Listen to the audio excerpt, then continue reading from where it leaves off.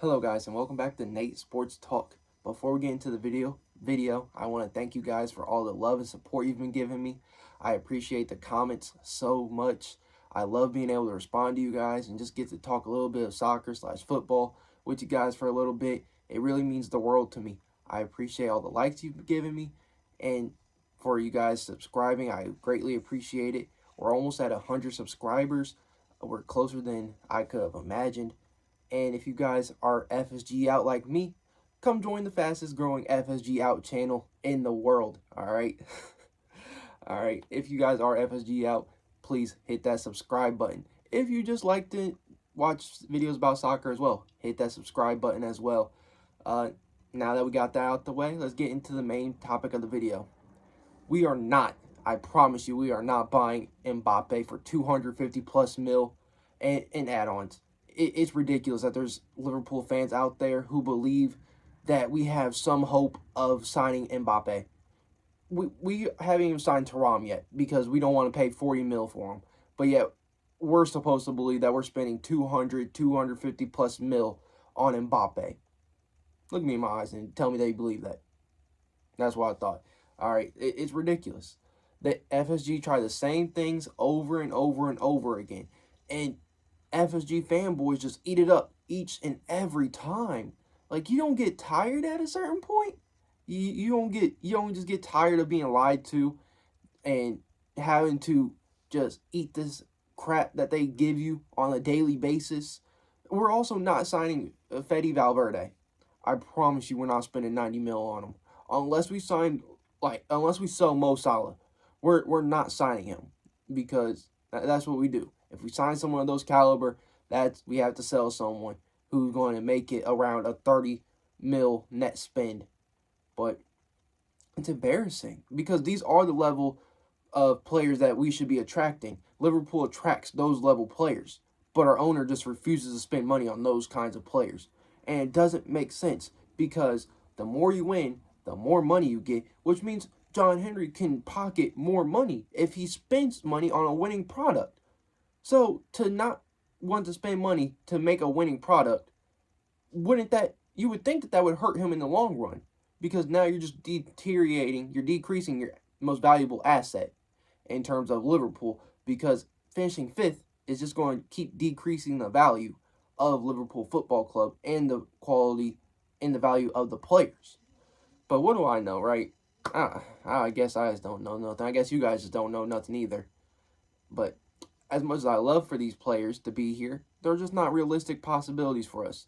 As long as we're ran by FSG, we will never get those level of players again. And it's sad because when we did spend money on those kinds of players, Alisson, Van Dijk, we won everything. We won the Club World Cup, the FA Cup, the Carabao Cup, the Premier League, the Champions League.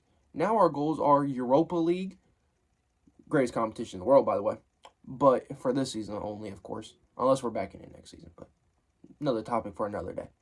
But those aren't the kinds of trophies we should be aiming for. We shouldn't be going for Europa Leagues, Carabao Cups, FA Cups. Like, those should be, like, secondary.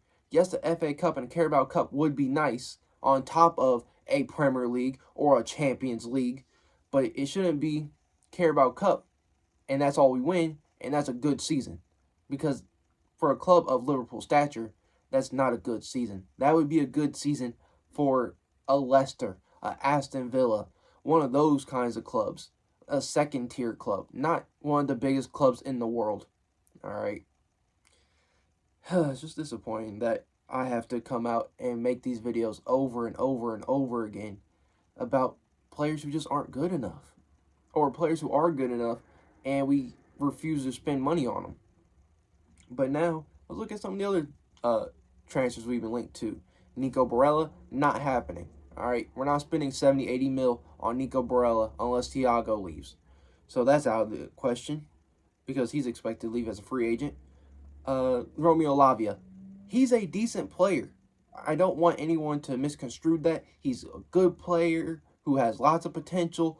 But if we're bringing him in to be one of the stonewalls of our rebuild, and he's supposed to be a game-in, game-out starter, I don't care that we're in Europa League. He shouldn't be starting in Europa League game in, game out. He's not. He shouldn't be starting the Premier League game in, game out because he's not good. He's not good right now. We need solidified world-class players. Romeo Lavia should be someone who, if we got a Declan Rice, then you go out and get Lavia as well. It shouldn't be, all right, we get McAllister, and then we get Thuram, and then we get Lavia. Like, that's not a good window. I don't care what anyone tries to tell me. That's not a good window. Getting subpar players or second-rate players, because although McAllister is good, he's not a Declan Rice. He's not a Jude Bellingham. He's not a Fede Valverde. Those are elite level guys. McAllister is in that second tier. He's really good, and he's someone who deserves to be a starter for a top team in England, but he's not good enough to be your first choice midfielder, your best midfielder, is what I'm trying to say by that. Thuram has nice potential. He is one of those guys who can be a rotation player, a fringe starter option on a week-to-week basis. He's not someone who you build a team around. He's not someone who you say, this guy's going to be world-class in a couple years. He might be really good, but he's not going to be world-class. And when you're dealing with players at Liverpool, we should only be dealing with world-class. And Thuram as a rotation option. You look at City. Gundogan was a rotation option. Bernardo Silva would rotate. Rodri is a mainstay. That's someone who's world-class. De Bruyne is someone who's world-class. You look at Chelsea. Conte was world-class. You go to Real Madrid. Everyone there is world-class. You go to Barca. They have De Jong, world-class. They have Pedri, world-class. Gavi, who has a really high ceiling. You see where I'm trying to get at? They have 1, 2 world-class players. And then alongside them are young players or good rotation options. We don't have that. We had that in Fabinho a couple years ago, but he's past that point now. When you have someone who's world-class, you can slot into really good or just really good to good midfielders alongside them, and it works. That's how we won a Premier League. That's how we won a Champions League. But right now, we don't have a world-class midfielder. Alexis McAllister, as good as he is, isn't world-class. Romeo Lavia will not be world-class. Kone will not be world-class. Thuram won't be world-class. Barella could be world-class. Those are the kinds of players we need to get. But Liverpool fans are so deluded and delusional about the status of these players, and they've just been lied to by FSG for so long, and they've accepted mediocrity for so long that they think that those kinds of signings are okay. What happened to the midfield when we used to have Steven Gerrard, Xavi Alonso, Mascherano? What happened to having midfielders like that? That's what we should be going back to. Not having 35-year-old Jordan Henderson, 42-year-old James Milner with 30-year-old Fabinho and expecting that as a world-class midfield and thinking that we're going to win something with that. It's not how this works.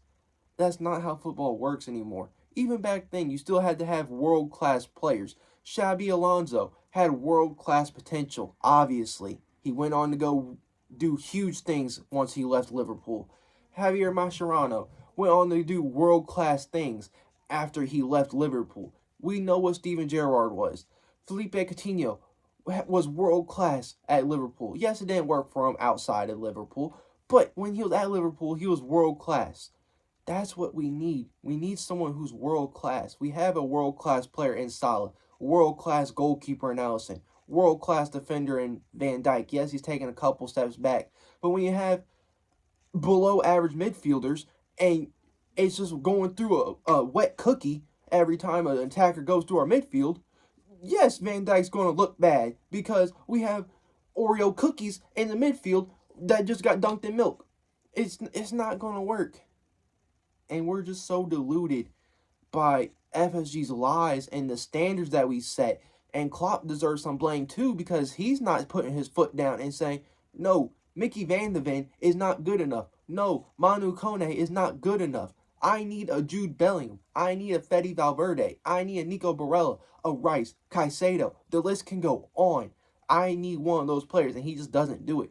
He bends to whatever FSG does. And yes, he is a manager who can do less with more, but at a certain point, you still need something to you still need something.